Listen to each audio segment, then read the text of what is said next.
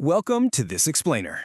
Okay, today we are looking at a world where storms are literally rewriting the rules of nature.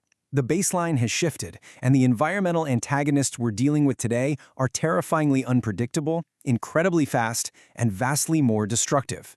We are going to break down exactly how and why this is all happening. To really grasp the reality on the ground, or rather, out on the water, you just have to listen to this quote from veteran fisherman Captain Carl Roby. He was caught out on his boat in the Gulf of Mexico, and he literally said, "We might be in the middle of a waterspout. I'm gonna die." I mean, this isn't some Hollywood action movie script. This is the terrifying, everyday reality for commercial fishermen who are operating in an era of unruly, supercharged storms that just pop up seemingly out of nowhere.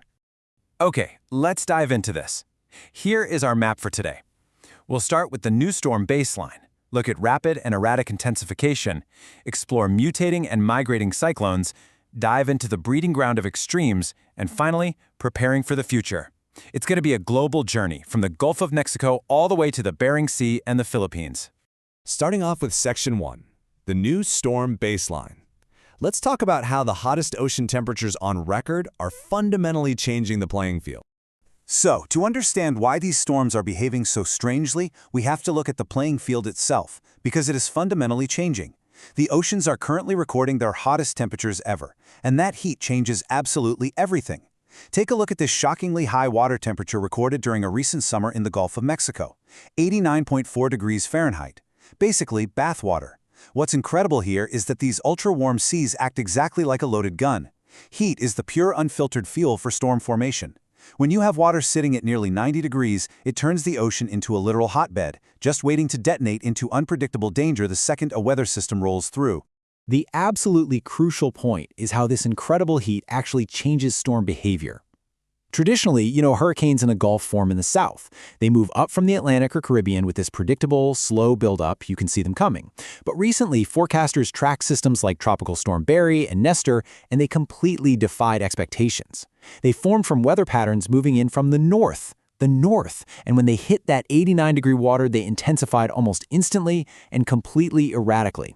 They didn't even bother taking on that standard circular hurricane shape we're used to, which made predicting their path and trying to warn the millions of people in their way incredibly difficult. Moving on to Section 2, Rapid and Erratic Intensification. We're shifting our focus to the Pacific Ocean now. Over in the Pacific, these supercharged conditions are pushing storms to terrifying, record-breaking new limits. But before we look at a specific example, we need to define a crucial scientific term that forecasters at the Joint Typhoon Warning Center are suddenly seeing happen at unprecedented speeds. It's called rapid intensification. What is it? Well, it's an explosive increase in a storm's maximum sustained wind speed over a very short period of time. And it is driven entirely by those deep, exceptionally warm ocean waters, transferring all their energy directly into the atmosphere. To put that into perspective, here is a staggering real-world timeline of rapid intensification. Let's look at Super Typhoon Hagibis.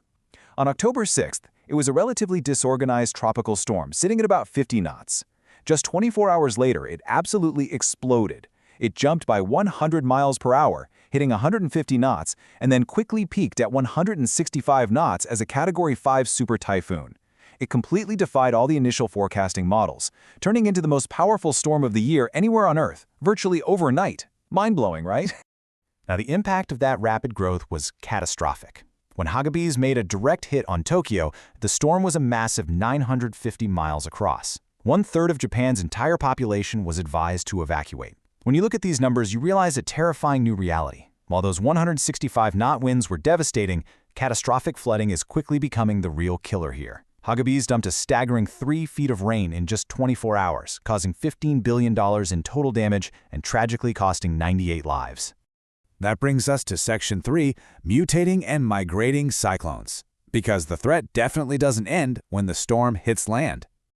You see, the story of a superstorm isn't over just because it begins to die down. Let's look at the bizarre and highly dangerous aftermath of Hagibis. After devastating Japan, the dying typhoon hit cooler waters and actually interacted with the jet stream. This caused it to mutate into an entirely new beast, an extratropical cyclone. This is a massive, chaotic storm system that is no longer powered by warm ocean water. Instead, its energy is violently fueled by the extreme difference in temperature right where hot and cold air masses collide. It becomes less organized, a lot more chaotic, and honestly, much, much bigger. Catapulted north into the Bering Sea, this mutated version of Hagibis caused absolute chaos. This thing was so massive, it actually sucked in a second large storm system from Russia, completely altering both of their paths. It was hurling 40-foot rogue waves directly into the fishing grounds of the $6.4 billion Alaskan king crab fleet. It forced heavy Coast Guard cutters and crab boats to desperately run for cover. It even disrupted the Great Circle Route, which is one of the busiest global shipping lanes connecting the USA with Asia. Massive cargo ships were out there fighting for their lives. Okay, let's move into Section 4, Breeding Ground of Extremes. To truly understand the scale of these superstorms, we really have to look at where the absolute worst of them are born. We're heading to Typhoon Alley, that highly volatile stretch of ocean near Guam and the Philippines. This region is the ultimate global breeding ground for extreme weather. Just look at this stat. Over the last 20 years, the Northwest Pacific has spawned 94 super typhoons. To put that in perspective, that is 4 times more than the Atlantic Ocean. Meteorologists see an average of 30 to 35 cyclones born here every single year. Places like the Philippines are just constantly in the crosshairs. And because of the completely unique conditions here, these storms are reaching terrifying new extremes. When monitoring Typhoon Kamuri as it approached the Philippines, U.S. Navy satellites recorded its cloud tops at a jaw-dropping negative 164.9 degrees Fahrenheit. Think about that for a second. That is the coldest cloud top temperature ever documented on Earth.